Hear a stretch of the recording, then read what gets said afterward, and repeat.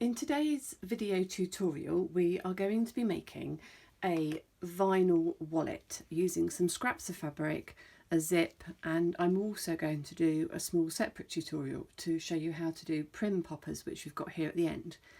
Now, vinyl can be bought specifically, but there are also lots of things that we get that have vinyl in them that we can repurpose. So just to give you an example, this was an old, actually I don't know what came in it. Might have been some bedding or some sort of, it was packaging basically for something. I've used this loads because it's got a zip on it. But if you have something like this at home that was packaging for something else, there is no reason at all why you can't use that vinyl in place of purchasing brand new vinyl, which you buy off the roll in any good fabric store. Okay, so I best tell you what we're going to need to get started. So to start with, we're going to need a piece of vinyl, and that needs to be 11 inches by 14 inches. Now, if your vinyl is repurposed or has come through the post folded up, vinyl can be very gently ironed, but you do need to have a pressing cloth between the vinyl and the iron, otherwise it is going to stick. The thing about vinyl when it's pressed is it's quite floppy to start with, but when it's pressed and warm, it's even floppier. So when you have put your pressing cloth on and given it a light press on a medium heat, I recommend not touching it for just a few minutes afterwards, just to let the vinyl cool back down again and then have a look at it. If you pick it up when it's too hot and therefore really floppy, you can find that it sticks to itself and it's quite hard to work with. So got one piece of vinyl which is 11 inches by 14 inches, and we're going to cut that into two pieces. So we've got one piece which is 6¼ inches by 11 and another piece which is 7¾ inches by 11. So that's our vinyl. We're then going to use a 10-inch zip, a normal zip, just a plastic core zip. You could use metal if you're repurposing from home, and that's a 10-inch or 25cm zip. Okay. If I just bring my little pouch back into view. So for the fabric, we're going to need a piece here for the tab, and that is going to be 4 inches by 5 inches. So the 5 is going across the pattern and the 4 is going up the pattern. So if you've got any issues with the direction of your print, just think about how you might want that to be represented. So that's 4 by 5 inches. Then the piece at the top of the zip actually folds over and goes down the back a little way as well, and that is 11 inches by 4 inches. Okay, 11 inches by 4 inches, and the width is obviously this way. So if you've got, again, any direction in your print, you might want to think about that and how it's going to work out. So that's 4 by 11, and then this piece here at the bottom, that is a piece which is 6 inches by 11 inches. And so that's going to represent that piece there. So you'll notice that the fabrics are all being cut, and the vinyl, to wider than our zip. And that's intentional so that we can trim everything down at the end. So all you need for this project are your 2 bits of vinyl, your 3 bits of fabric, and your zip. Okay, let's get started. Okay. The very first thing that you need to do is to prepare your 3 fabric pieces, and they're all going to be prepared in exactly the same way. So you're going to take them to the ironing board and press them in half, and then when they're in half, you're going to open them back out and then press those raw edges into that centre fold. So it's like you're creating your own piece of oversized bias binding. It does mean that if you have fabric at home that isn't quite big enough, the amount you turn in could be less. So for example, you might turn in only 1/2 inch, for example. But I'm going to stick with turning in so that it's actually 4 layers of fabric thick, because I think that gives a nice weight to the finished project. So all 3 pieces of fabric are going to be prepared in exactly the same way. And then when you've done that, the first things that we're going to do is we're going to attach the fabric onto our vinyl. Okay, so what we do is we take our piece of fabric, and the little piece of fabric goes onto the big piece of vinyl. So you're just going to pop the vinyl inside the fold of your fabric and then pop your fabric back over on top. So you're just creating a bit of a sandwich really. and then we're going to clip that in place. Now, I'm using patchwork clips here just because that's handy and it's what I've got by me, but you could pin at this point because any holes that you're creating in the vinyl by pinning through the fabric are going to be hidden anyway. Later on, when we're sewing the pouch together, you definitely will want to use patchwork clips if you have them. And what we're going to do now is we're going to take this over to the sewing machine and we're going to sew a line of stitching very close to the edge where the edge of the fabric is meeting the vinyl. So not at the folded edge here, but at the open folded edge here. So a nice line of top stitching coming down here. Now for all of this project, I'm going to use a longer stitch length than normal because when we're working with vinyl, we're perforating the plastic, and it's the same principle when you're working with leather as well. You don't want a short stitch length because you're going to have too many holes going into the vinyl, and then just like a piece of perforated paper or stamps, if you have lots of holes really close together, it can tear. So I'm actually going to take the stitch length on my sewing machine up to its maximum, which is 5. Don't necessarily need to go beyond 5, and most machines do go up to somewhere between 4 and 5. So just go as long as you can, and I've got a colour coordinating thread in my machine already.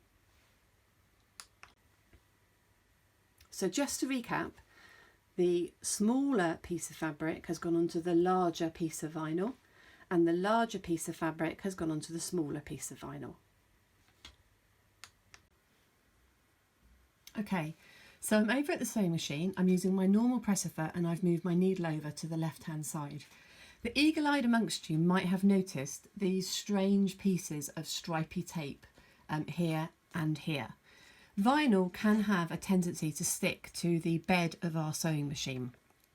So in order to allow it to pass freely over the bed of my sewing machine and make sure that it doesn't stick in any way, I could try to keep it elevated, which is what I sometimes do. Or another option is to do something so that the vinyl isn't going to touch the plasticky finish of your sewing machine. So all I've done here is taken a spare scrap of paper and I've just taped it down with some washi tape, which masking tape, anything similar, just so that the vinyl isn't going to touch the base of my machine. And it should then move freely through the machine. At this stage, I don't need to worry about doing anything special for my presser foot because my presser foot is only coming into contact with fabric. So this is my small piece of fabric on my big piece of vinyl. I've got a long stitch on my sewing machine all set up and my needle is off-centered. So I'm going to do a nice line of stitching quite close to the edge here. Okay. Take the clips out as I go.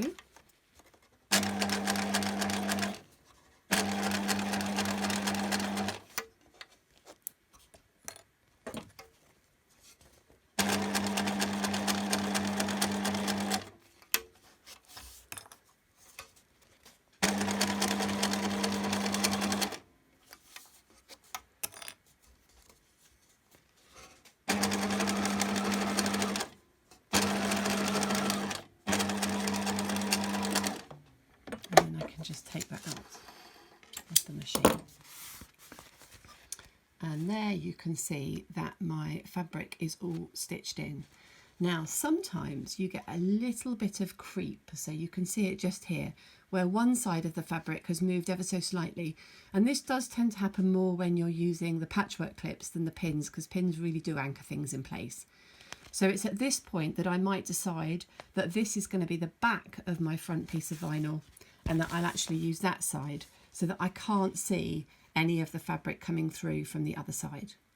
So I'm just going to repeat that process for the other piece of vinyl, and that's the smaller piece of vinyl with the big piece of smaller piece of vinyl with the big piece of fabric.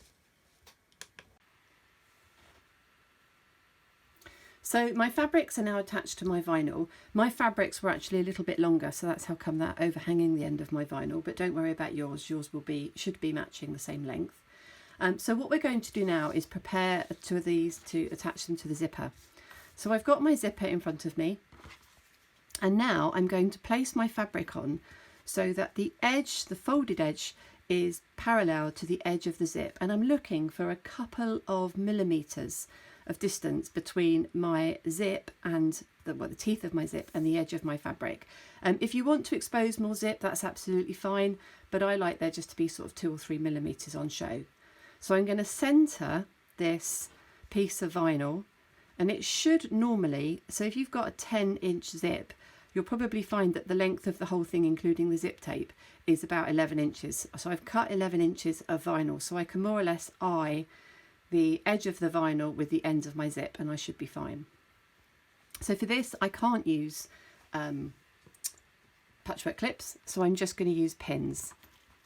And I'm going to pin my zip to my fabric, just keeping that gap nice and level the whole way along.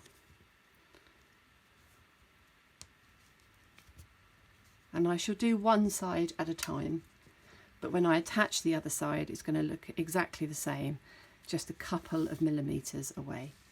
I'll just put one final pin in down here. That one's a bit close. Just going to take it out and reposition the tail. It's quite nice to do it whilst you're on top of your cutting mat, because then I don't feel bad about pushing the pins all the way through, whereas if I'm on the dining table, obviously I don't want to scratch it. So there we are, that's all set. So now I'm going to take this over to the machine and sew a nice line of stitching close to the edge of the fabric down here.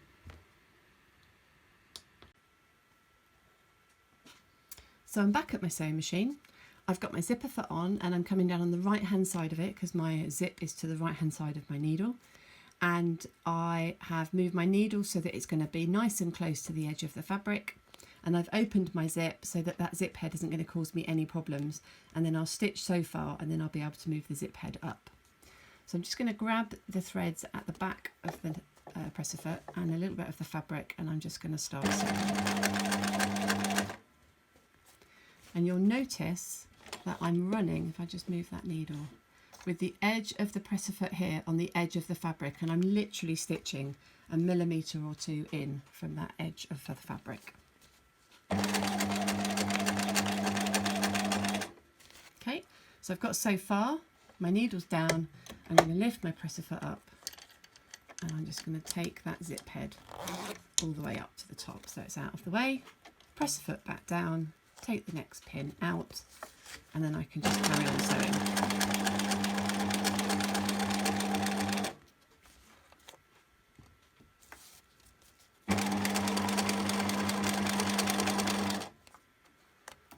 I do find when I'm sewing with vinyl, the vinyl tends to move around a lot more. You might notice that the edge of this fabric is coming up and down quite a bit. There we go, all the way to the end. Raise the needle, pull it out. So that's one side of my zip in, and I'm now going to repeat that process for the other side of the zip, and I'll be making sure that my pieces of vinyl are again sitting flush with my zip so that everything's running in a nice line down the sides. Okay, so my zip is now in, so this piece is prepared and can just be put to one side for a minute. The next thing to do is to prepare the side tab here. Now, as I say, I'm using poppers, but you might happily want to use a lobster clasp and have that fed through there, in which case it would just be sewn shut, or just maybe put a simple D-ring through there that you can then clip something onto. So you don't have to put a popper here, basically, is what I'm saying. So we've prepared that piece of fabric by folding it in half and then folding the raw edges into the centre like so. In order to get a nice flush edge like this at the end, what we're going to do first is now fold that back on itself like so, and we're going to sew a seam very close to the edge, 1/4 of an inch away from that edge, along the top edge. So let me just put a pin in to show you exactly where I mean, like so. And what's really important is that these two edges are perfectly matched up, and that you start at this edge and sew across, because that way what will happen is that you will always ensure that these edges look nice and flush, basically. So I'm just going to sew across there on the sewing machine, and then I'll come back. So I've now sewn across that top edge, and what I can do now is open this out and push that top edge through, and I'm just going to use my point turner to get up in there to get a really nice flush top edge like that, and then these edges will come down that much together, and I'm going to sew down that side, and I will also sew down the folded side for good measure as well.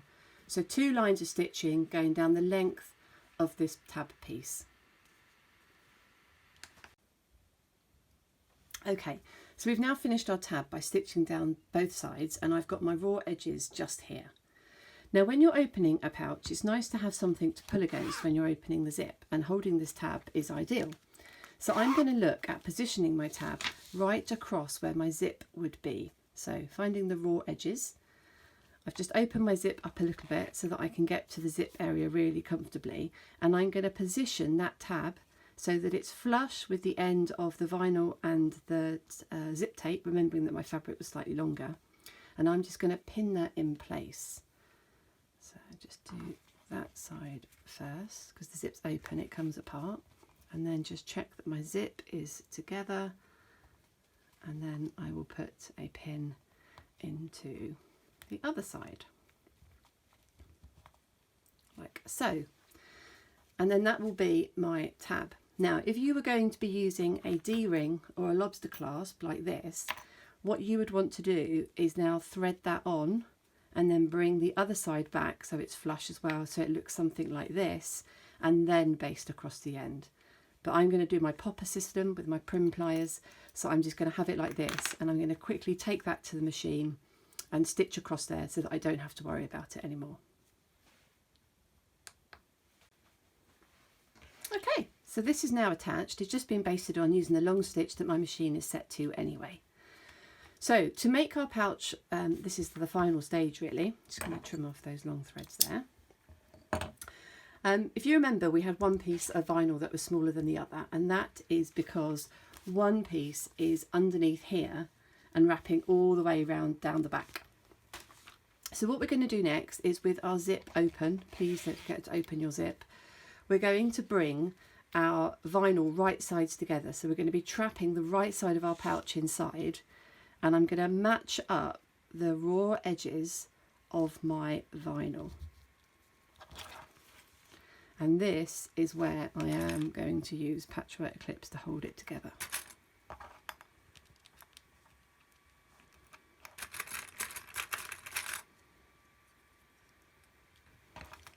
So I'm just matching up the raw edges. Sometimes when you cut vinyl, even though you've tried really hard, there can be little nuances in it, but don't worry, that will all get worked out now.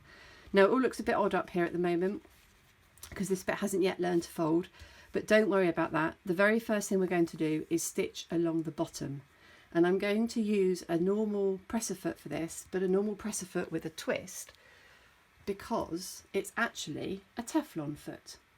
So this foot is made using the Teflon that we would find in our frying pans, so it's non-stick, so it slides across the plastic. If you don't have a Teflon foot, I recommend covering as much as possible of the bottom of your foot with either washi tape or, you know, that Scotch sellotape, the one that's like not quite crystal clear but a bit matte finished, just so that you're not putting the metal onto the vinyl, because it will just stick. So you must put something on the bottom of your foot to make sure it slides, or use a Teflon foot if you have one. Sometimes people place a piece of tissue paper over the top, lining the edge of the tissue paper up with the edge of your project. It's too much for faff for me. It does work, but I can't be doing with all of the picking out afterwards. So invest in a Teflon foot in the long run. If you haven't got one, put some washi tape or masking tape or the Scotch sellotape on the bottom of your foot so it's not shiny and it won't stick on your vinyl. Okay, so I'm now at the sewing machine and I've got my Teflon foot on and I've got my vinyl, and I'm going to be sewing a seam. I'm just going about the depth of the width of the presser foot, so just to the first line on my sewing machine, but this can be whatever depth you want it to be, really, it doesn't matter for the bottom seam. But I won't be reversing when I start and finish my seam, because if we reverse, we put too many holes into the plastic and we make it weaker. So to finish and finish off my stitching, what I will do is tie the threads together in the traditional sense. So let's just get started. Take that clip out of the way.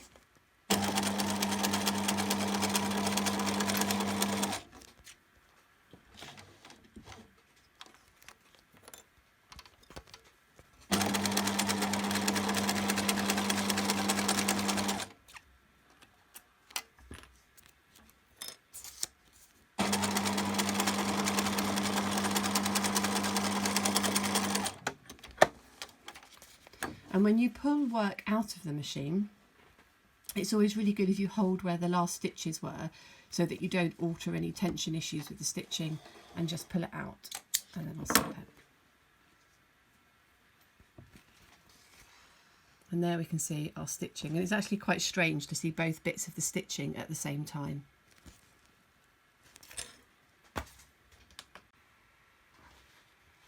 So having stitched across the bottom, I'm now going to stitch down the sides. So what I want to do is, first off, I need to clip these in place, and we should be folding that top piece in half. Okay, so I'm just going to move the zip down so a little bit of the zip is closed, so that doesn't cause me an issue. And start at the bottom. I'm going to work my way up to where the fabric is, and I'm going to clip as I go. I'm just going to trim my extra bits of fabric off because they're going to get in the way now. You won't have these, hopefully, but if you do have anything hanging off the end at this stage, oops, just trim it off. Okay, so that's going to be easier for me to get the clip on. And then this top bit should be folding. If we've done it right, it should just be folding in half, just like that. So phew, is what I say. So that's that side done, and then I'm going to flip it round and do exactly the same on this side. Start clipping from the bottom.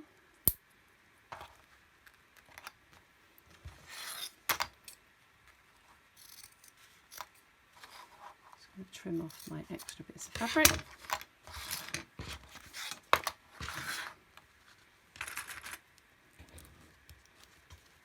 And then again at the top, we're looking for that to be folded exactly in half, and that's working nicely. Okay, so this pouch is now ready to be sewn together. What you'll notice is that from this side, which is the side I would naturally stitch down here, I can see where the zip stop is. And then if I was to flip it over and stitch from this side, which is the side I'd naturally stitch from to stitch down this side so that all of my project is to the left, again I can see the zip stop.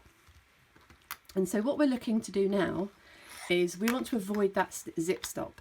So we're going to be sewing so that we just come to the seam being just to the outside of that zip stop. So we're not covering the zip stop, we're going to actually have it showing on our finished project like this one here. If you've used one of my methods for shortening a zip and you haven't got the zip stop there, then you don't have to worry so much about this. So for this one, I'm going to be using a seam allowance of probably 1.5 centimetres to come down here, because I want my seam to be resting nicely up next to my zip stop. Okay, I'm going to go and sew.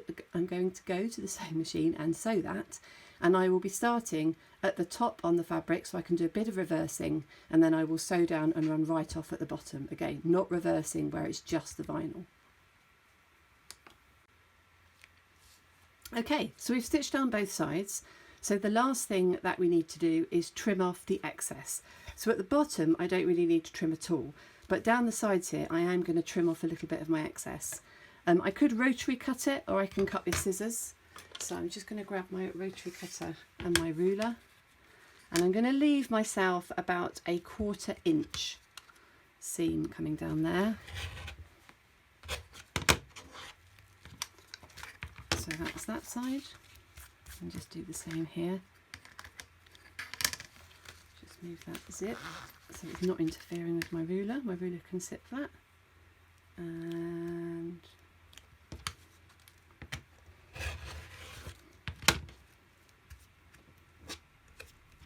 that trim width there. Okay, I've knotted my threads, so I'm just going to trim those a bit shorter. Right, so all I need to do now is turn it through. Turning through plastic is a little bit tricky, but nothing too horrendous, it's worse. But we need to try and make sure that we address the corners really nicely. So to reduce bulk, I'm just going to snip the corner off, because I don't really want too much hanging around in there because I'll see it. And then using my tip for square corners of folding along my seam line, first in one direction and then in the other direction, so you're actually making a square point to start with. I'm just going to push this through.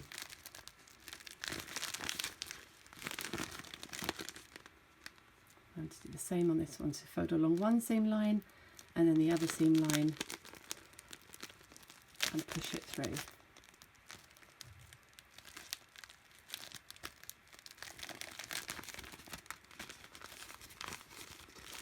And turn all the way around. You can hear it's a bit sticky on itself.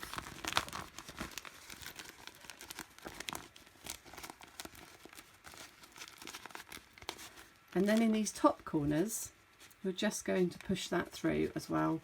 And that's when, again, a point turner can be really helpful for pushing right up into that corner. So that's that side.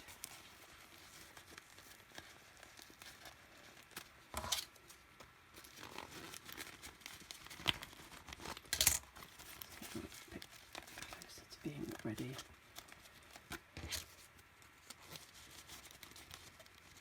And then this side.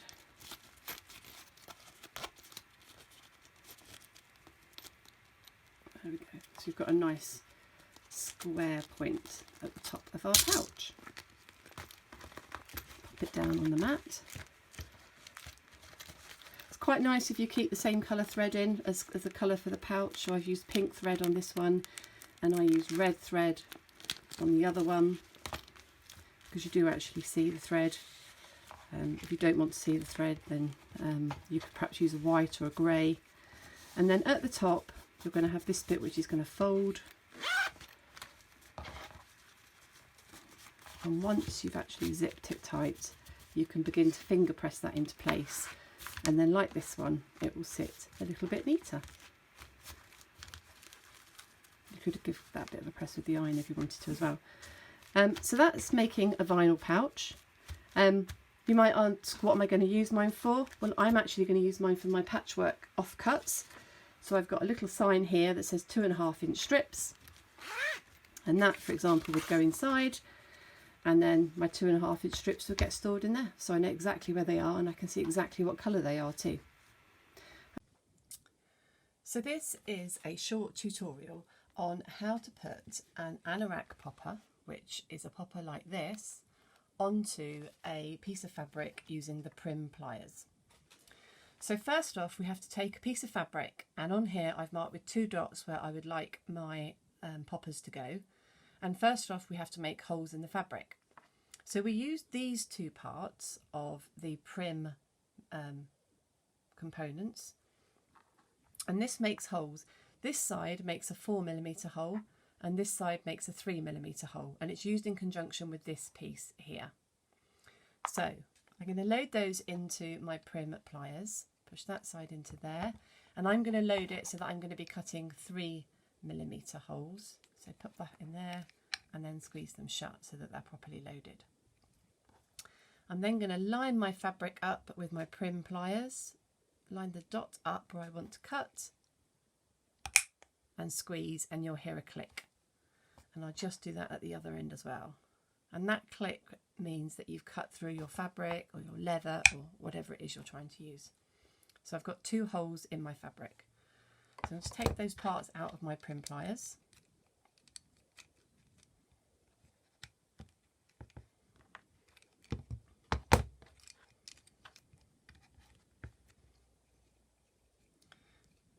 And I'm now going to get ready to actually load in the popper.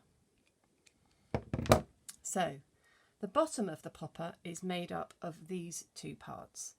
tool stem, and then the actual bobble that we normally associate with the popper. Okay. These are the two pieces for the prim set that work with them. This is the bit for the bobble, and this is the bit for the tool stem. So I'm going to put the bit for the bobble into my prim plier at one end and the bit for the tool stem at the other. I'm going to push the tool stem through my fabric, and then I'm going to load the bobble onto the top like so. And then I'm going to sit that into my prim pliers. So it's all loose at the moment, it's just being held by a small amount of tension with the pliers. And then I'm going to squeeze. And there's like a double stage squeeze that you need. Two-step squeeze, and then I release, and my popper is in place.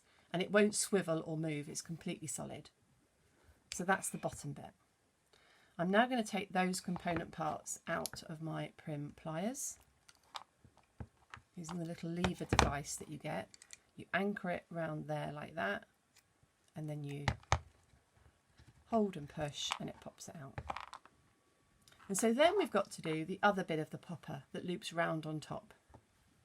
So the top part of the popper is this piece here, and this is the ball housing which sits on there like that.